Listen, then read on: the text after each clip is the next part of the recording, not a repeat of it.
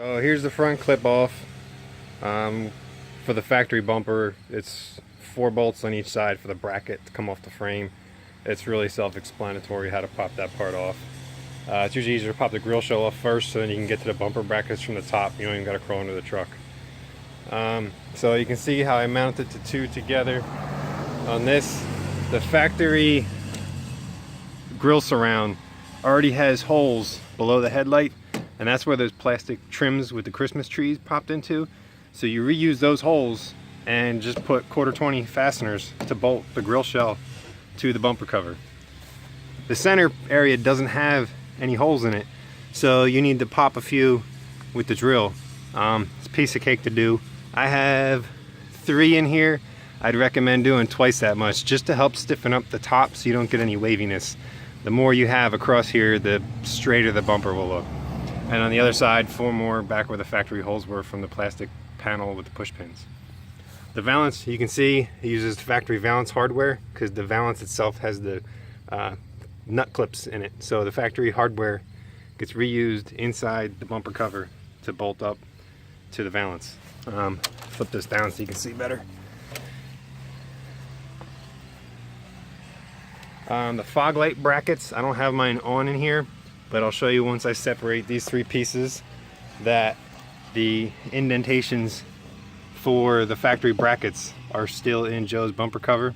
So you can mount up the factory fog light bracket to his bumper cover and still have your fog lights mounted. Lower grille, similar thing.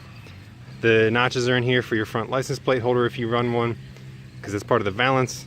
So you can pop holes here and here to bolt up your license plate frame if you want to run one. The lower J-Gent grills and whatnot use those same bolt holes. So shortly here I'm going to mount up my lower grill before I send it off for paint. But you can run fog lights, you can run grill, you can run everything you need to. The bumper comes with a flange on it. You can see this has about a 1/4 inch flange.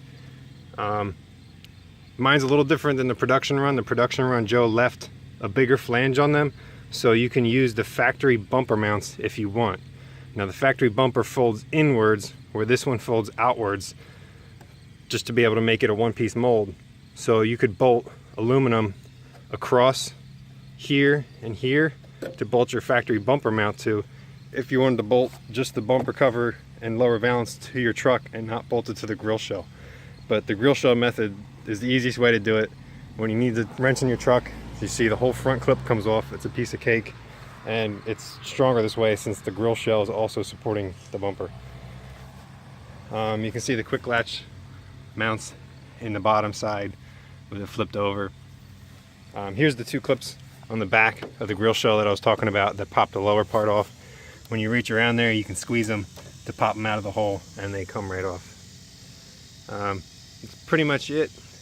I'm going to take this apart now, and I'll show you the inserts or the indentations where all the holes were drilled on the fiberglass bumper.